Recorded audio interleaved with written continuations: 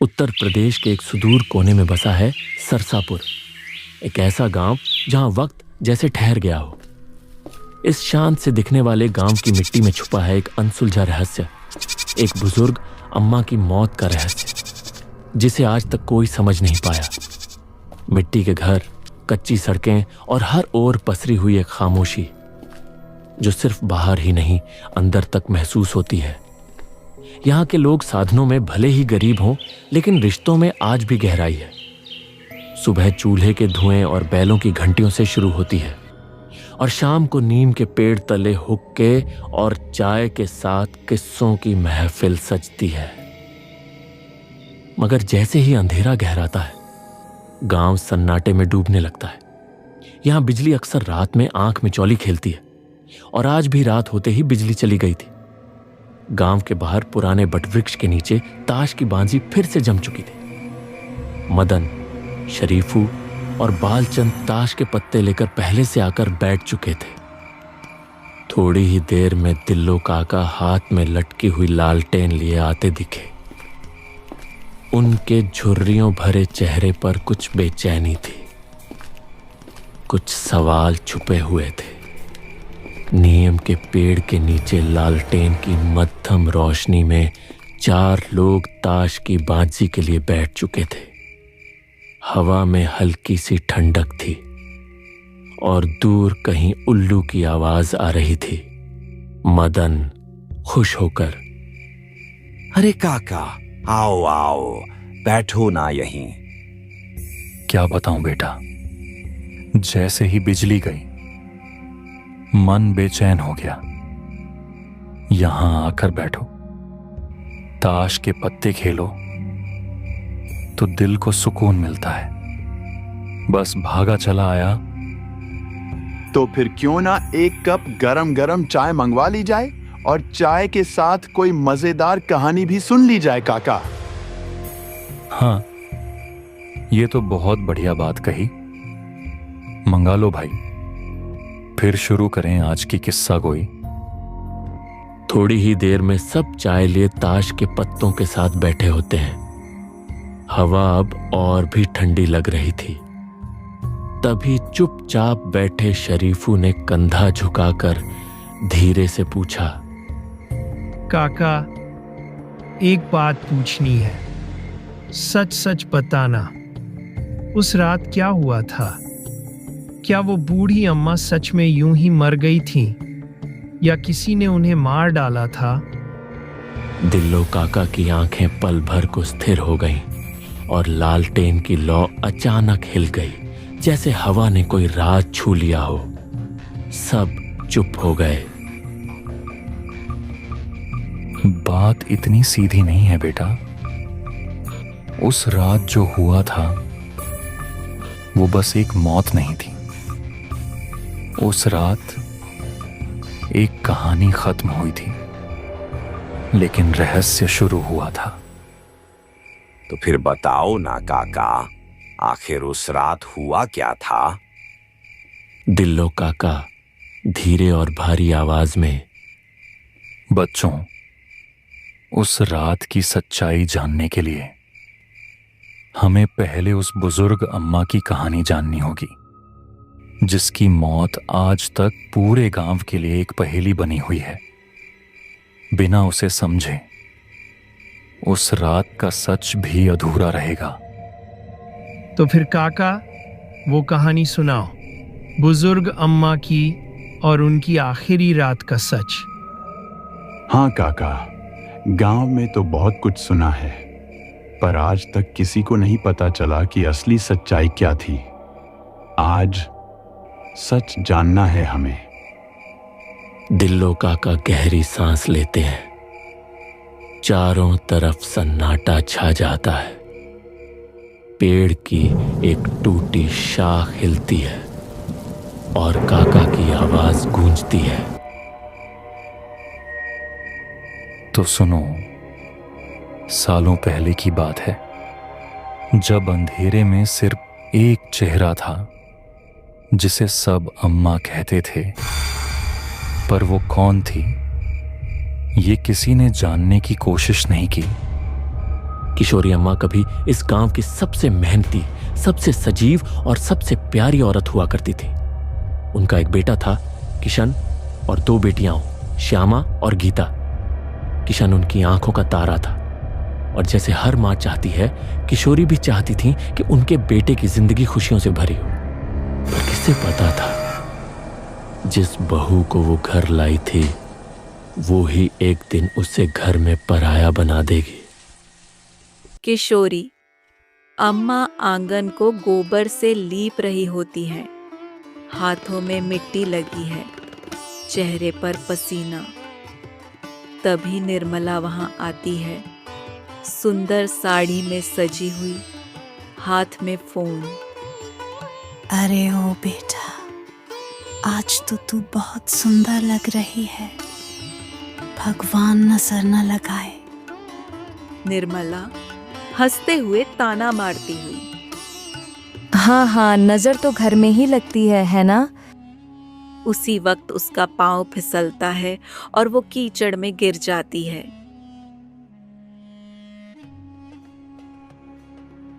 ओह छी, ये क्या किया आपने? जानबूझकर कीचड़ फैलाई थी क्या? पास बैठी किशोरी की भतीजी रानी हंसती है। अरे चाची, आप तो गिरी और आपका मेकअप भी बह गया। अब ब्यूटी पार्लर दोबारा जाना पड़ेगा। निर्मला गुस्से से सीधा किशन की ओर। देखिए किशन, आपकी माँ ने ये सब जानबूझकर किया है। वो चाहती हैं कि मैं गिरूं और सब हंसे। इन्होंने जानबूझकर यहाँ जमीन गीली छोड़ी थी। नहीं बेटा, मैं तो बस जमीन लीप रही थी। बारिश का मौसम आने वाला है, इसलिए सूखते सूखते लीपा, ताकि घर की जमीन खराब ना हो। हाँ चाची, अम्मा सच कह रही है। वो तो रोज यही करती है। किशन चुप रहता है, एक नजर माँ की ओर देखता है, फिर निर्मला का हाथ पकड़कर कमरे की ओर चला जाता है। किशोरी अम्मा अकेली थाली में खाना परोस रही होती हैं। चेहरा थका हुआ, लेकिन आंखों में अपने बेटे के लिए ममता है। बेटा, खाना लगा दूं?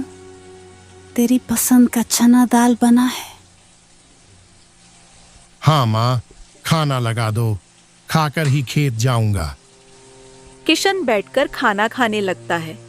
तभी माँ धीरे से कहती हैं, बेटा, घर का राशन खत्म हो गया है, थोड़े पैसे दे दे, कुछ दाल चावल लाने हैं। इतने में निर्मला वहीं आ जाती है। क्या मां जी, आपको हमेशा कुछ न कुछ चाहिए होता है। आप क्या कोई काम करती हैं जो आपको खर्चा दूं? घर चलाने की जिम्मेदारी क्या सिर्फ मेरी है? माँ, आपको भी अब हर बात पर टोका टोकी बंद करनी चाहिए। आप तो ऐसे बोलती हैं जैसे निर्मला कुछ करती ही नहीं, हर वक्त शिकायत। किशोरी चुप हो जाती है, आंखों में आंसू आ जाते हैं और थाली का खाना अधूरा छोड़कर रसोई से निकल जाती है। उस दिन किशोरी अम्मा की आंखों ने जो देखा वो उनका बेटा नहीं था, वो कोई और था। एक ऐसा इंसान जो अपने माँ के आंसुओं को भी अनदेखा कर गया।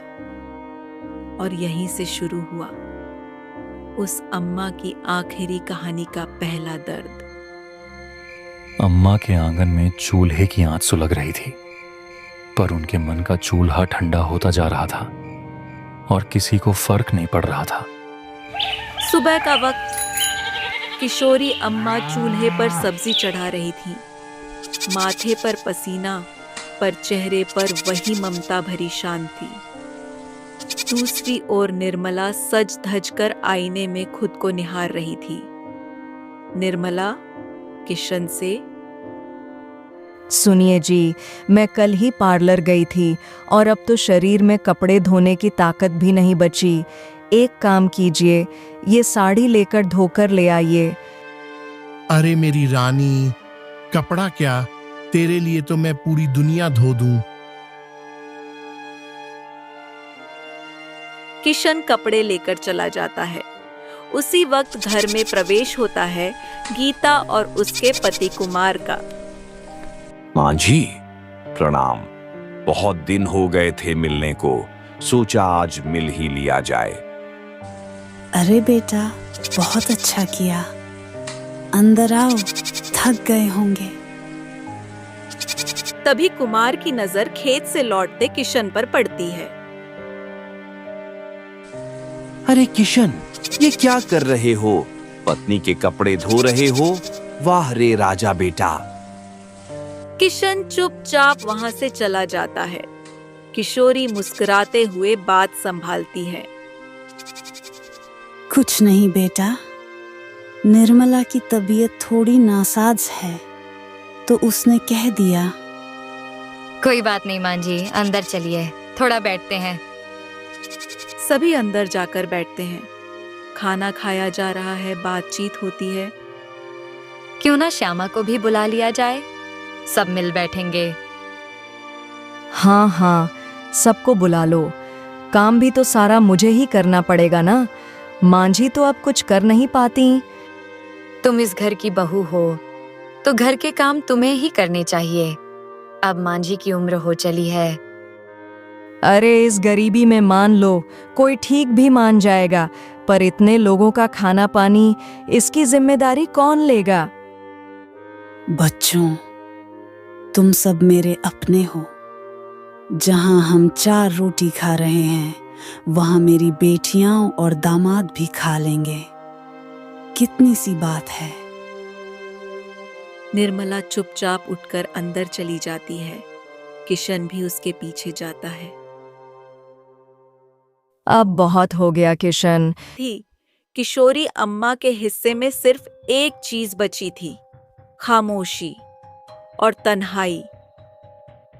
हे भगवान, मैंने ऐसा क्या किया था जो मेरी अपनी औलाद ही मेरा घर मुझसे छीन ले गई।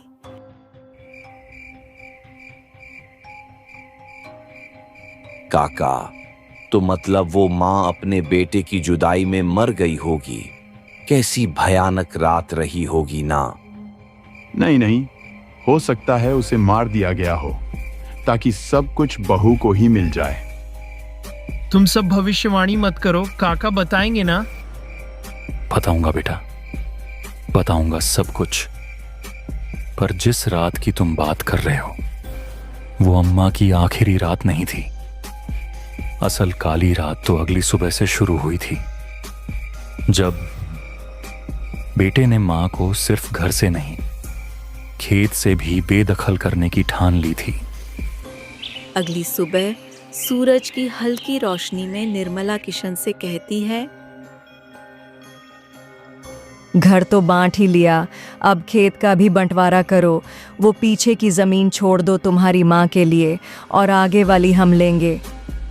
ठीक है, आज ही 4 गांव के आदमी बुलाता हूँ, सबके सामने खेत का बंटवारा होगा। कुछ देर बाद गांव के बड़े लोग खेत पर इकट्ठा होते हैं। देखिए, मैंने माँ से बंटवारा कर लिया है। यह हिस्सा मेरी माँ का है और यह हिस्सा मेरा। अब कोई विवाद नहीं रहेगा। किशोरी बहन, क्या यह सही कह रहा है तुम्हारा बेटा? हाँ, मेरे बेटे ने मुझे अलग कर दिया है। अरे किशन, ऐसा क्यों कर रहे हो? तुम्हारी माँ अब बूढ़ी हो चली है, अकेली कैसे संभालेगी जमीन? मैंने फैसला कर लिया है। अब यह खेत का हिस्सा माँ का है और यह मेरा। सब लोग गवाह रहे। तो अब जिसे चिंता हो इस बूढ़ी की, वो आकर इसे भी अपने साथ ले जाए। गांव वाले किशोरी को दिलासा देते हैं। तू चिंता मत कर बहन, हम हैं ना।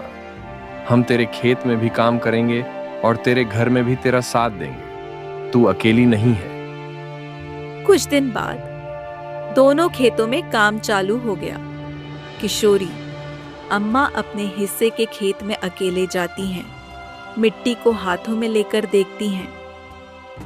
हे भगवान, पता नहीं ये जमीन क्या देगी, मगर जो भी दे इज्जत के साथ दे।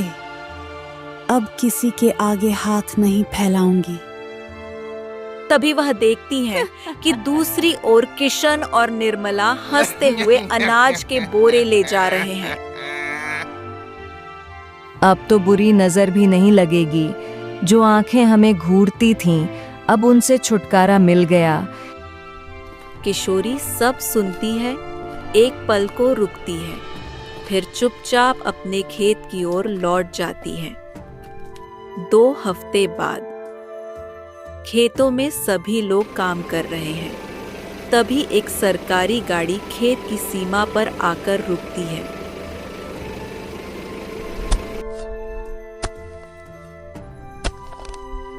सुनिए, हम सड़क विस्तार योजना के तहत कुछ जमीन ले रहे हैं। आप सबका हिस्सा आएगा। क्या हमारा खेत जाएगा? घबराइए नहीं, हर हिस्सेदार को 40 लाख रुपए का मुआवजा मिलेगा। कागजी प्रक्रिया जल्द शुरू होगी। बताइए, कौन सा हिस्सा जाएगा? आपका नहीं, जो पीछे वाला हिस्सा है वही रोड की जद में आ रहा है। मैं 40 लाख।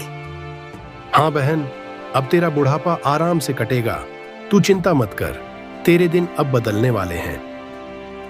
अफसर जाते हैं, सब किशोरी को बधाइयां देते हैं और किशन एक कोने में खड़ा सुन रहा होता है। देखा, अगर पीछे वाला हिस्सा हमारे पास होता तो आज 40 लाख हमारे होते। किशोरी अम्मा अपने आंगन में बैठकर खाना बना रही हैं। हवा हल्की सी चल रही है। चेहरे पर वही पुरानी मुस्कान लौट आई है। भगवान देर करता है मगर अंधेर नहीं करता। जिसने माँ की आंखें नम की थीं, अब वही आंखें उनके भाग्य से जल रही हैं। रात के सन्नाटे में 2 बहनों बात कर रही है। दीदी, सुना आपने? माँ को 40 लाख मिल रहा है खेत के मुआवजे में। हाँ, अब सेवा करने का सही टाइम आ गया है बहन, नहीं तो हमारा हिस्सा कैसे मिलेगा? दोनों हंसती हैं और अगले दिन सुबह दोनों पति के साथ गांव के लिए निकल पड़ती हैं। सुबह का वक्त, किशोरी अम्मा मिट्टी के चूल्हे पर रोटी सेक रही हैं। तभी बाहर से आवाज आती है, अरे माँ, छोड़िए, अब आप रोटियां मत बेलिए, हम आ गए ना। हाँ माँ, अब आपकी सेवा में हम दोनों बहनें और आपके दोनों दामाद पूरी हाजिर हैं। माँ जी, राशन पानी भी हम लाए हैं, अब आप बस आराम कीजिए। अम्मा मुस्कुरा देती हैं। निर्मला और किशन आपस में बातें कर रहे होते हैं। देखा जी, जैसे ही सुना कि माँ को पैसे मिलने वाले हैं, दोनों बहनें सेवा में हाजिर हो गईं। पता है, सब पैसे का खेल है। अगर 40 लाख की बात ना होती तो कोई हालचाल भी ना पूछता। हमें भी जाना चाहिए। क्या पता माँ से माफी मांग ली तो कोई हिस्सा हमें भी मिल जाए, वरना बहनें सब ले जाएंगी। ठीक कह रही हो। जब दुनिया चम्मच में परोस के खा रही है तो हम क्यों भूखे रहें? किशन माँ के पास आता है, आंखों में आंसू लिए। माँ, माफ कर दो, मैंने तुम्हारा दिल दुखाया, लेकिन आज जब तुम्हें बहनों के साथ हंसते देखा तो बहुत जलन हुई। अब मैं सब भूलकर तुम्हारे साथ रहना चाहता हूँ। बेटा, माँ कभी नाराज नहीं होती। तेरे लिए तो आज भी वही दिल धड़कता है। अगर हम सब साथ खाएंगे, साथ रहेंगे, यही मेरे लिए सबसे बड़ा धन है। माँ, मुझे भी माफ कर दो। मैंने आपसे जलन की, आपके बेटे को भड़काया। अब आपके साथ रहना चाहती हूँ, प्यार से। पीछे खड़ी बेटियां हंसते हुए फुसफुसाती हैं। दीदी, देखा, जैसे ही पैसे की खुशबू फैली, रिश्तों की मिठास भी लौट आई। हाँ, पैसा क्या ना करवा दे। किशोरी खेत में बैठी होती है। गांव की बुजुर्ग महिला आती है। किशोरी, बुरा मत मान, पर तेरे बच्चे तुझसे प्यार नहीं कर रहे। पैसे के लिए सब सेवा में लगे हैं। कल को पैसे मिलते ही फिर छोड़ देंगे। जानती हूँ बहन, मगर अब जिंदगी के बचे हुए सालों में अगर पैसे की वजह से ही सही मुझे उनके हाथों की गर्मी, प्यार और साथ मिल रहा है तो क्या गलत है। मैं सिर्फ पैसा नहीं बांट रही, प्यार की उम्मीद बांट रही हूँ। फिर भी संभल कर रहना। बिना सोचे समझे बांट दिया तो बाद में पछताना पड़ेगा। हाँ, अब की बार मैं समझदारी से चलूंगी। पैसा सबको मिलेगा, पर इज्जत और अपनापन कीमत पर नहीं मिलेगा। किशोरी घर लौटती है। दोनों बहनें और निर्मला खाना लेकर आती हैं। माँ, खाना ले आइए। सब खेत का काम हमारे पति देख लेंगे। ठीक है बेटा, चलो फिर सबको बुलाओ। मुझे अब तुम सब से कुछ जरूरी बात करनी है। किशोरी अपनी शर्तें लगाने लगी थी। मुझे अब हर रोज घी में बना खाना चाहिए, सुबह शाम सर की मालिश होनी चाहिए और हर हफ्ते ब्यूटी पार्लर भी जाना है। मुझे अब अपना पूरा हेल्थ चेकअप भी करवाना है, ब्लड टेस्ट, सोनोग्राफी, सब कुछ। उसके चारों ओर बैठे बच्चे और बहुएं हंसते हुए सिर हिला देते हैं। किशन बोलता है, हाँ माँ जी, सब हो जाएगा। कल ही अस्पताल भी ले चलेंगे और पार्लर भी। किशोरी खाना खाकर अंदर चली जाती है। पीछे सब आपस में बात कर रहे होते हैं। माँ की सेवा के लिए अब कम से कम RS 50-60 हजार चाहिए होंगे। इतना पैसा कहाँ से लाएं? जब 40 लाख मिलेंगे तो सब ठीक हो जाएगा। हाँ, पर जब तक माँ खुश नहीं रहेंगी तब तक एक पैसा भी नहीं मिलेगा। कुछ तो करना होगा।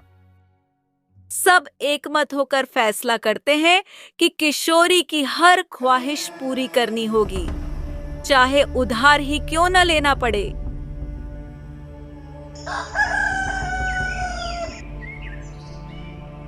सुबह होती है।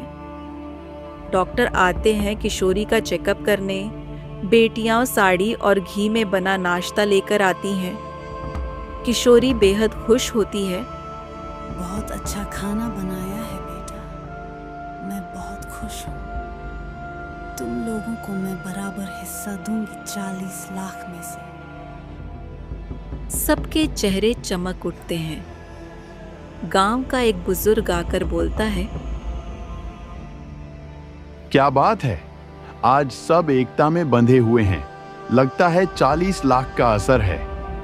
कल तक माँ किसी के काम की नहीं थी और आज सब उनके चरणों में। काका, जाइए यहाँ से। हमें प्यार है, पैसे से नहीं। किशोरी मुस्कुराकर कुछ नहीं बोलती और खेत की ओर चली जाती है। इधर सब अंदर बात कर रहे होते हैं। कब तक उधार लेकर चलेगा ये सब? हर रोज नई साड़ी, ब्यूटी पार्लर, घी, बर्बाद हो रहे हैं हम सब। क्यों ना अब माँ को ही मार दें? सब हैरान रह जाते हैं। वैसे भी ज्यादा साल नहीं बची है उनकी जिंदगी में। अगर जीते जी काम हो जाए तो हमें 40 लाख मिल जाएंगे। सब धीरे धीरे राजी हो जाते हैं। योजना बनती है। आज के खाने में झर मिलाया जाएगा। किशन खुद खाने में झर मिलाता है। सब खाना लेकर माँ के पास आते हैं। तभी एक भिखारी आ जाती है। माँ जी, कुछ खाना दे दो। किशोरी उसका चेहरा देखती है और मुस्कुरा कर कहती है, ये लो बेटा, मेरा खाना ले लो। किशन घबरा जाता है। नहीं माँ, आप खा लो, मैं उसके लिए दूसरा लाता हूँ। नहीं माँ जी, इसमें नमक कुछ ज्यादा हो गया है, मैं दूसरा खाना लाती हूँ। निर्मला नया खाना लाती है। सब राहत की सांस लेते हैं। शाम को नाश्ते में फिर कोशिश होती है। इस बार गीता किशोरी को समोसा देती है।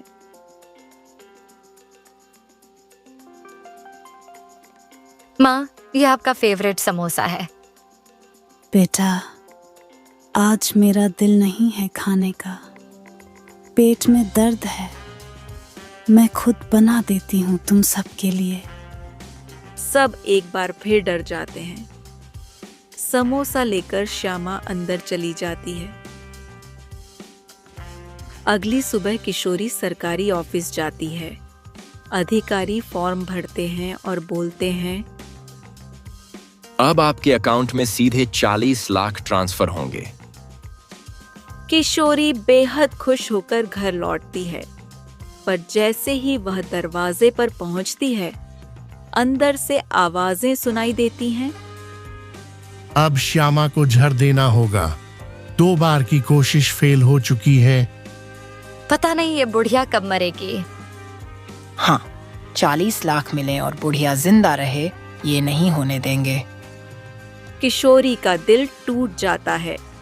वह चुपचाप आंसू पोंछते हुए बाहर निकल जाती है। क्या मेरे बच्चे इतने गिर सकते हैं? मैं सोच रही थी प्यार से साथ रहेंगे, पर ये तो मेरी जान के दुश्मन हैं।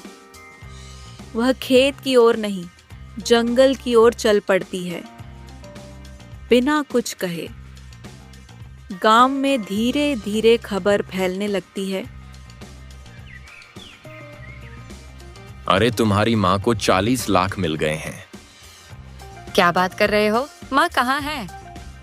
वो तो बताने ही घर आई थी, अभी तक नहीं पहुंची क्या? नहीं, अभी तक नहीं।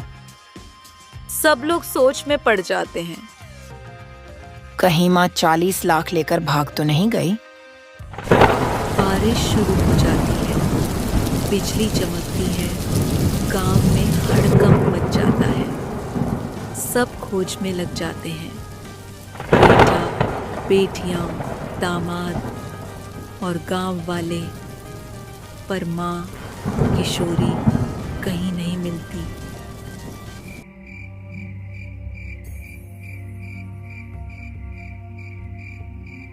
तो काका, मतलब वही रात थी, वही बरसाती काली रात जब बुद्धि अम्मा इस दुनिया से चली गई थी। हाँ बेटा, वही रात। पर वो सिर्फ एक मौत नहीं थी, वो एक मां के टूटे हुए दिल की आह थी। उस रात जो आंसू बरसे थे, वो सिर्फ बारिश नहीं थी। काका, फिर क्या हुआ? किशोरी काकी मिली थी, या वो रहस्य आज तक किसी को नहीं पता चला? कई घंटे गुजर जाते हैं, सब जंगल में ढूंढते ढूंढते थक चुके हैं। तभी अचानक एक पेड़ के नीचे सबकी नजर जाती है। वहां लटक रही थी किशोरी काकी की देह। पेड़ के तने पर एक चिट्ठी टंगी थी, मिट्टी से सनी, भीगी हुई, लेकिन अक्षर अब भी साफ थे। मेरे प्यारे बच्चों, मैंने तुम्हें जन्म दिया, तुम्हें अपने खून से सींचा। जो भी मेरा था वो सब तुम्हारा था। पर जब मुझे पता चला कि तुम ही मुझे मारने की साजिश कर रहे हो, तो मेरा दिल टूट गया। पर फिर भी मैं नहीं चाहती कि मेरे बच्चे जेल जाएं। इसलिए मैं खुद ही जा रही हूँ, ताकि तुम सब आजाद रह सको, खुश रह सको। वो 40 लाख रुपए, घर जमीन, सब कुछ अब तुम्हारा है। पर मेरा प्यार अब सिर्फ हवा में बहेगा। तुम्हारी माँ, किशोरी। सब लोग चुप, कोई बोल नहीं पा रहा। सबकी आंखों में पछतावे के आंसू हैं। माँ, हमसे बहुत बड़ी भूल हुई, आप हमें माफ कर दो माँ। गांव वाले चुपचाप किशोरी की चिता को अग्नि दे रहे हैं।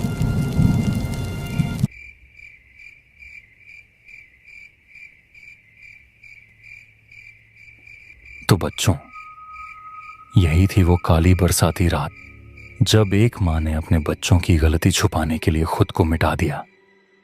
पर वक्त ने उस राज को बहुत देर तक छुपा नहीं पाया। पर काका, किशन और उसकी बहनों ने ऐसा कैसे किया? क्या उन्हें सजा नहीं मिली? नहीं बेटा, कानून की नहीं, पर वक्त की सजा जरूर मिली। 40 लाख रुपए अब भी बैंक में पड़े हैं। ना वो मां के काम आए, ना ही उसके बच्चों के। और मां के बिना वो घर कभी घर नहीं बन सका। तो वो पैसे अब किसके होंगे काका? शायद किस्मत तय करेगी, या फिर कभी कोई ऐसा बेटा आएगा जो मां की कीमत समझेगा। चलो शरीफू, अब देर हो रही है। हाँ, पर काका की ये कहानी आज रात नींद में भी याद रहेगी। सब अपने घर लौटते हैं, कोई गहरी सोच में, कोई आंसुओं के साथ। माँ का प्यार अमूल्य होता है। पैसे, जायदाद और लालच के आगे अगर आपने माँ को नजरअंदाज किया तो हो सकता है कि वक्त आपको सब कुछ दे, पर माँ को खो देने का गम आपको उम्र भर खाता रहेगा। कभी भी उस औरत को मत ठुकराओ जिसने तुम्हारे लिए दुनिया से लड़ा था।